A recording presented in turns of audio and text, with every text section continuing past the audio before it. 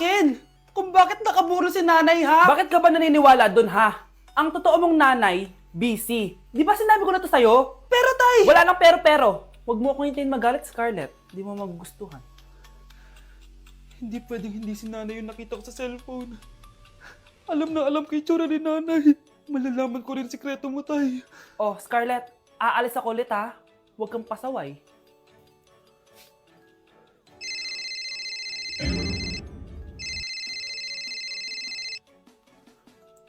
Nasa yung cellphone ko?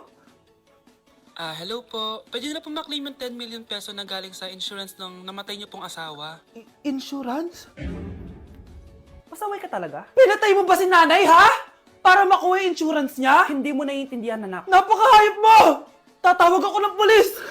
Itigil mo yan, anak! Nay, buhay ka? Oo, anak. Nagtago ako. Pag nagsumbong ka sa pulis, masisira lahat ng plano namin ng tatay mo. Hindi ko maintindihan. Ano nangyayari? Pinatay ko ang kakambal ng nanay mo. Para maniwala sila na siya talaga ang namatay. At makuha natin ng mga pera sa insurance. Sawang-sawa na ako sa buhay na to! Marami akong pangarap, anak! Gusto ko na gumanda yung buhay natin! Naririnig niyo ba yung mga sarili niyo, ha? Hindi ba kayo natatakot sa mga pinaggagawa niyo? Kung yayaman tayo sa maling paraan at sa paraan na magtatago ka sa pulis, Nay, itigil niyo na to, please! Please lang! Nay, kamusta na po kayo ni tatay? Eto anak, okay naman. Ikaw, kamusta ka na? Eto Nay, malapit ako matapos ng college. Sana paglabas niyo ni tatay, marami na akong ipon. Huwag kang mag-alala anak, konti panahon na lang. Magkakasama ulit tayo ng tatay mo. See you, Nay. Miss ko na kayo. See you soon, anak. Tay? O anak, Si nanay kasi kahapon pwede umuwi. Ano na kaya nangyari doon? busy lang yung nanay mo. O siya, may good news ako sa'yo. Malapit na tayong yumaman. Anong ibig sabihin nun, Tay? Basta, hintayin mo na lang. Opo, Tay. Mabibili mo na lahat ng gusto mo, anak. Nasaan na kaya si nanay? The subscriber cannot be Nay, reached. sumagot ka! Please try again later. Anak, may aasikasuhin lang ako para yumaman na tayo. Ikaw munang bantay ng bahay, ha? Tay, si nanay kasi ilang araw nang di umuwi. Wala ka pa rin bang balita sa kanya? Scarlett, di ba sabi ko sa'yo, busy ang nanay mo? Babalik din yun, huwag kang mag-alala. Sige na, ha? Kainis, wala na naman signal. Kailangan ko tawagan si nanay. Naku, Mare, tigilan mo na ako, ha? Scarlett? Aling Rosa? Bakit po? Bakit nandito ka? Hindi ba dapat nasa burol ka ng nanay mo? Burol? Nagjo-joke ka ata, tita. Buhay pa yung nanay ko. Eh, kakagaling ko lang dun eh.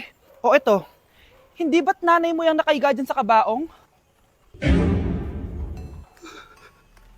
Scarlett, anong ginagawa mo dito sa labas? Tay, explain mo to. Bakit nakaburol si nanay, ha? Kaya siguro hindi siya umuwi ng ilang araw?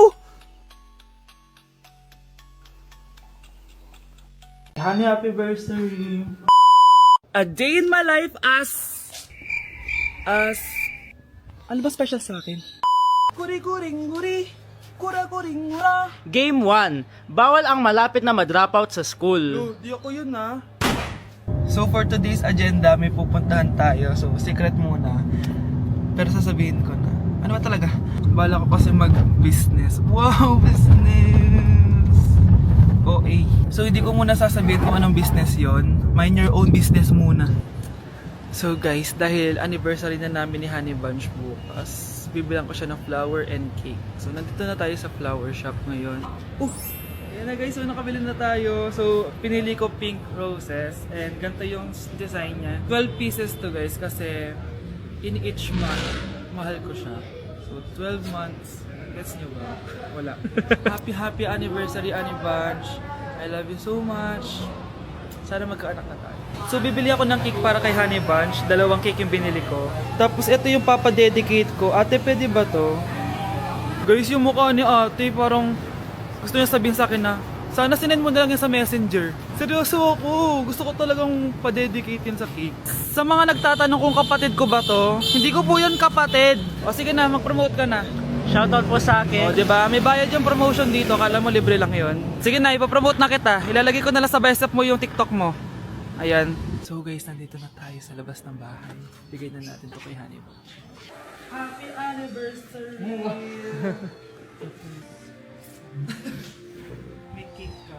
Honey, happy birthday. So, anong wish mo para sa ating dalawa? So yun lang naman. Sige na.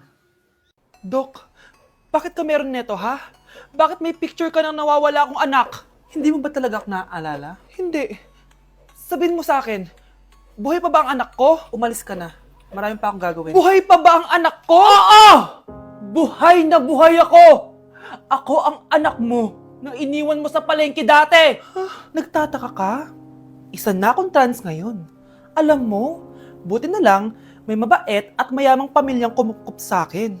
Kaya maganda yung naging buhay ko. Tingnan mo, naging doktor pa ako. Kaya salamat sa'yo at iniwan mo ko. Anak, hinanap kita. Umasa ako na babalik ka. Hindi na importante yan. Ayaw na kita makita at hindi na kita kailangan. Kaya umalis ka na! Hello po. Kamusta po yung pasyente? Dok, si nanay naman yung nagkasakit. Kamusta na siya? Okay naman. Sa iba ko na lang siya ipapaasikaso, ha? Anak? Anak, please! Bakit anak tawag mo sa kanya, Nay? Sure ka ba na habang buhay ka magagalit sa nanay mo? Nakita ko results niya kanina. Anytime, pwede siya mawala. Magpapahangin lang ako. Nasaan na sila? Hello, nurse? Nasaan yung pasyente dito sa room 214? Anak? Ako ba hanap mo? Nay, akala ko may masamang nangyari na sa'yo. Anak, hindi na kita iiwan. Good news!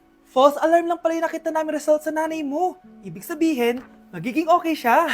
Salamat naman. Nay, ayoko na mawala ka sa akin, ha? Yay! May ate na ako!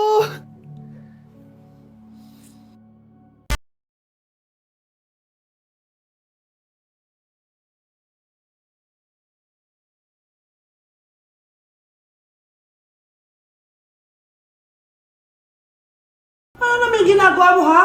Imbis na mag-aral ka, kung ano-ano yung ginagawa mo. Nay, uso kasi ito sa TikTok. Akin na nga yan, ako gagawa.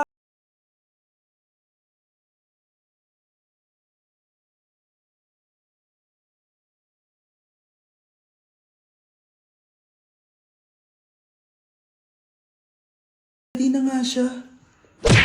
Trigger warning, kung takot kayo sa tahi, huwag niyong papanoorin to. So may nag-comment, bago ko sagutin yan, gusto ko lang sabihin na Happy New Year everyone! Tapos na yung 2024. So, answering the question, ano po yung nasa labi niyo? Tinahi po yung labi ko. Ang ginawa pong surgery sa akin is lip reduction surgery. So, pang 5 araw na to guys, and as you can see, hindi ko na ilalapit kasi baka matakot talaga kayo. Bakit ako nagpa-lip reduction surgery? First of all, siguro lahat naman tayo may insecurity. And kung di nyo napapansin, malaki talaga naturally yung labi ko. Mas malaki yung sa taas compare sa baba. So, hindi siya proportion. Actually, dapat hindi ko na siya itutuloy. Pero may isang bagay kung bakit ko siya tinuloy. And yung number 2 reason ko is palagi ko siyang nakakagat whenever na kumakain ako. So, dahil nga malaki yung labi ko, marami laman sa loob.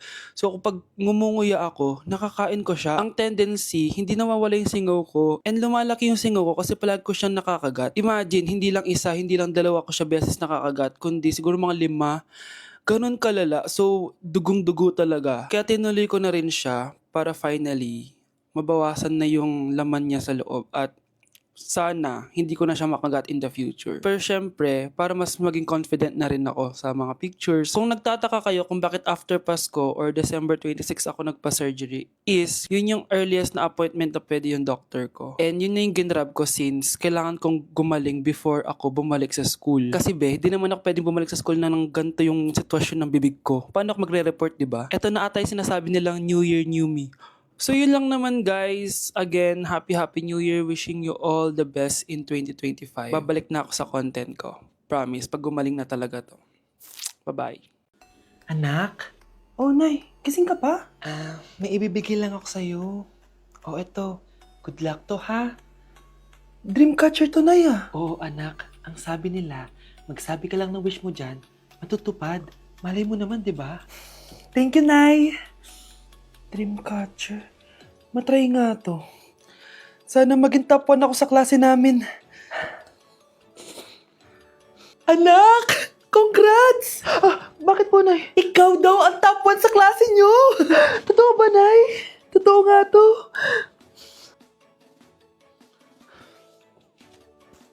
O anak, saan ka galing? Nag-apply ako sa trabaho. Ayoko naman maging pabigat sa inyo habang buhay. Sana makabawi na ako sa inyo. Ba't di mo nalang i-wish yan sa Dreamcatcher? Malay mo naman, di ba? Oo nga no, Nay. Nay! Tanggap na ako sa trabaho! Ang laki pa ng sahod ko! O, di ba? Sabi ko naman sa'yo, anak eh. Deserve mo yan. Nay, sa wakas, makakabawi na rin ako sa inyo. Bes, alam mo, ang yaman mo na. Bakit di ka pa mag-asawa? Ay naku, Bes. Kung may magkakagusto man sa akin, ang gusto ko, mabait at responsable. Parang si Joshua. Naku, Bes. Si Joshua pa. Puro trabaho yan. Hi Scarlett, pwede ba tayo mag-lunch together mamaya? Sure, sige. Saan ba? Ayun. Oh, yan ang simula ng love story nyo, ha? Ay, mahal. Grabe. Natupad na natin yung mga pangarap natin. May anak tayo. May malaki tayong bahay. May maayos tayong trabaho. Ay, sa wakas. Proud ako sa ating dalawa, mahal.